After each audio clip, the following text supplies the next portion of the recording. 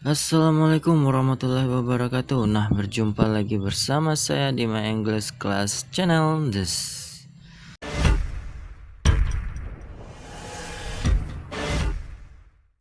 Baiklah teman-teman semua. Nah, pada kesempatan kali ini kita akan membahas atau mempelajari sebuah materi dalam bahasa Inggris, yaitu tentang penggunaan adverb clause. Nah, apa yang disebut dengan adverb clause ini dan bagaimana cara penggunaannya di dalam kalimat bahasa Inggris. Nah, bagi teman-teman yang belum memahami tentang penggunaan clause itu sendiri, teman-teman juga bisa melihat ada yang namanya noun clause dan juga ada yang namanya adjective clause. Nah, berdasarkan dari katanya sendiri, kata yang terdapat pada judulnya sendiri, kita bisa melihat di sini ada yang namanya adverb dan ada yang namanya dengan clause. Nah, adverb ini dalam bahasa Indonesianya adalah keterangan, sementara clause ini adalah kalimat atau yang terdapat di dalamnya sebuah subjek dan sebuah kata kerja. Nah, paham ya sampai di sini ya teman-teman? Nah, jadi untuk penggunaan adverb clause ini adalah kalimat yang berisikan tentang keterangan. Misalnya bisa saja keterangan tempat. Nah, untuk contohnya kita bisa melihat di sini when the phone rang. Nah, ketika telepon berbunyi itu berupa keterangan nggak bagi teman-teman semua? Iya kan?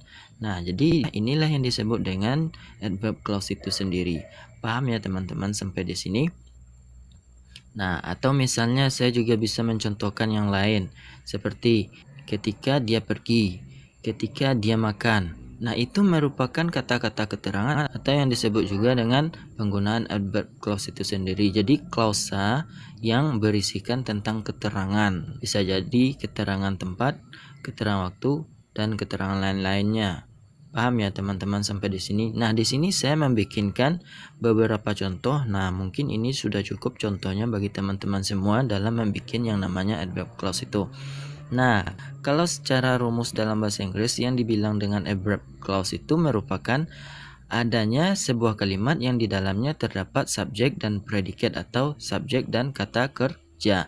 Nah, itu disebut juga dengan anak kalimat atau sebagai kalimat yang belum lengkap. Kalimat yang dalam artian masih harus bergantung dengan yang namanya induk kalimat. Nah, di sini saya akan mencontohkan yang mana yang anak kalimat dan yang mana yang induk kalimat. Nah, dalam bahasa Inggrisnya anak kalimat itu disebut dengan dependent clause, sementara induk kalimat independent clause. Paham ya teman-teman? Nah, coba kita lihat pada contoh yang nomor 1 ini. Nah, sebelum kita melihat dari penggunaan kata when-nya di sini, kita melihat di sininya terlebih dahulu. The phone rang. Nah, kalimat the phone rang ini adalah kalimat yang di dalamnya sudah terdapat yang namanya subjek dan yang namanya kata kerja. Nah, the phone rang, telepon berbunyi. Apakah itu sudah termasuk sebuah kalimat? Sudah. Nah, cuman di sini the phone rang ini merupakan anak kalimat yang harus disandingkan dengan yang namanya induk kalimat atau yang disebut juga independent clause. Nah, coba kita lihat di sininya lagi di sampingnya, the baby woke up.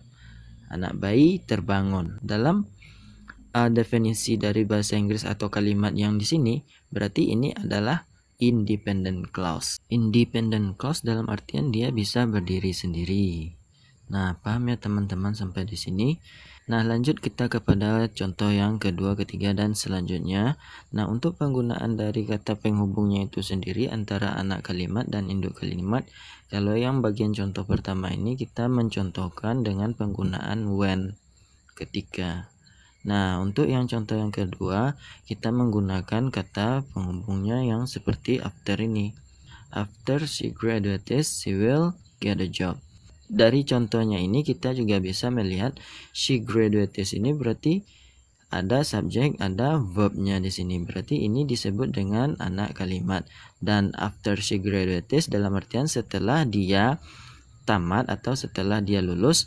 Nah, ini merupakan sebuah keterangan dari waktu itu sendiri. Maksudnya setelah dia tamat.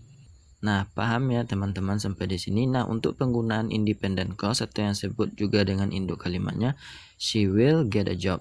Dia akan mendapatkan sebuah pekerjaan. Nah, ini adalah kalimat yang sudah bisa berdiri sendiri. Nah, after she graduates inilah yang disebut dengan penggunaan adverb clause. Jadi kalimat yang berupa keterangan atau klausa yang berupa keterangan. Paham ya teman-teman? Nah, sekarang kita akan membahas tentang kata-kata penghubung yang bisa kita gunakan dalam penggunaan adverb clause ini. Nah, yang pertama tadi kan berupa when, setelah itu after. Nah, yang ketiga kita bisa menggunakan yang namanya before. Nah, I will leave before he comes. Nah, teman-teman juga bisa menentukan yang mana di sini yang digunakan sebagai anak kalimat dan yang mana yang disebut juga sebagai induk kalimat. Sementara yang adverb clause itu merupakan anak kalimat di dalam sebuah kalimat itu sendiri. Jadi disebut juga dengan independent clause yang terdapat di dalam sebuah kalimat dengan menggunakan kata tambahan atau seperti kata penghubung seperti before ini. Before he comes, berarti inilah yang disebut dengan adverb clause-nya itu sendiri. Nah, sebelum dia datang berarti ini adalah keterangan waktu ya teman-teman. Berarti posisi adverb clause-nya itu adalah di sini. Before he comes. Nah, ini adalah penggunaan dari dependent clause-nya itu sendiri. Nah, untuk contoh yang selanjutnya kita bisa melihat di sini penggunaan dari yang namanya kata while.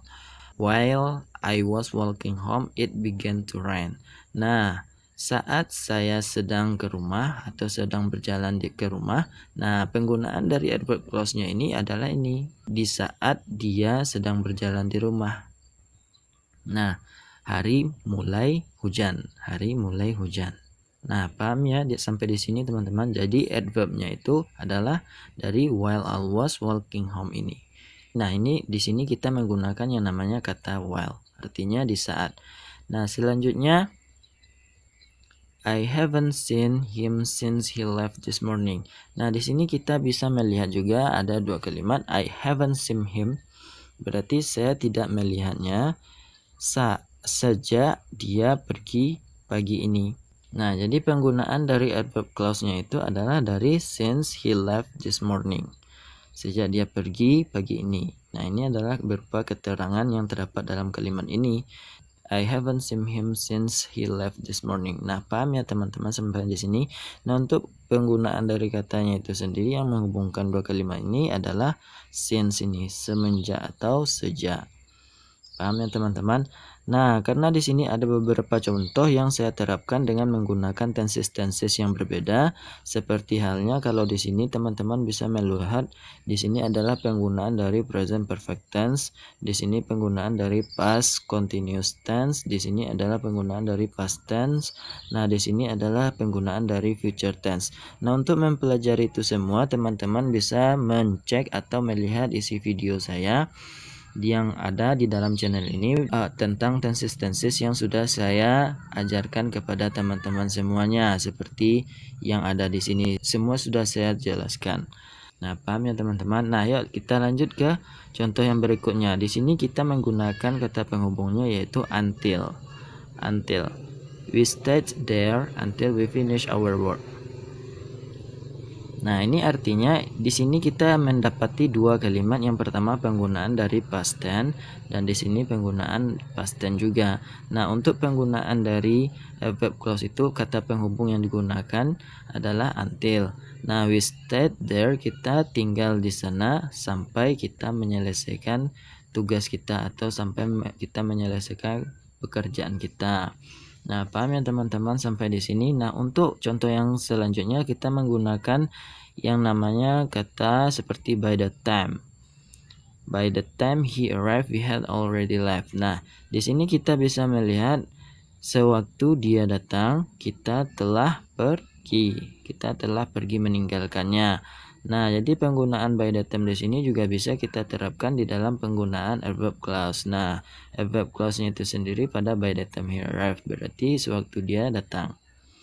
Nah, paham ya teman-teman? Nah, di sini kita melihat ada penggunaan yang namanya past tense dan juga penggunaan dari yang namanya past perfect tense ya. Nah, lanjut. The first time that I went to New York, I went to an opera. Nah, di saat pertama kali atau waktu pertama kali saya pergi ke New York, saya pergi ke opera atau sirkus. Nah, di sini kita juga bisa melihat penggunaan dari kata the first time, the last time, the next time. Nah, kita bisa menggunakan tiga kata ini untuk membuat sebuah adverb clause yang kita mau. Nah, jadi yang disebut dengan adverb clause itu merupakan anak kalimat atau yang disebut juga dengan dependent clause yang disatukan dengan independent clause. Nah, sementara adverb clause itu adalah dependent clause yang dimodifikasi dengan penambahan kata penghubung seperti when, after, before, while, since, until, by the time, the first time, the last time, the next time. Nah, di sini juga saya sudah mencantumkan tentang penggunaan once. Once it stops raining, we will leave. Sekali hujan itu berhenti, kita akan pergi. Nah, penggunaan dari adverb of time-nya itu adalah ketika atau sekali hujan itu berhenti. Nah, penggunaan induk kalimatnya adalah we will leave. Nah, jadi sampai di sini paham ya teman-teman semua. Untuk penggunaan dari yang namanya adverb clause ini berarti berupa klausa yang menceritakan sebuah keterangan di dalam sebuah kalimat itu. Ketika saya berjalan, ketika saya bangun, ketika saya berdiri. Nah, atau sampai dia datang, saya di sini sampai menunggunya sampai dia datang until he arrived. Nah, itu adalah penggunaan dari kata keterangan. Bisa jadi keterangan tempat, keterangan waktu, dan keterangan lainnya. Nah, cukup sekian dulu ya teman-teman tentang penggunaan adverb of clause ini di dalam bahasa Inggris. Nah, bagi teman-teman yang masih belum memahami tentang penggunaan dari adverb ini, silakan teman tanyakan saja dan tinggalkan pada kolom komentar. Nah, maybe that's all for this video and thanks for watching and assalamualaikum warahmatullahi wabarakatuh. Nah, ciao.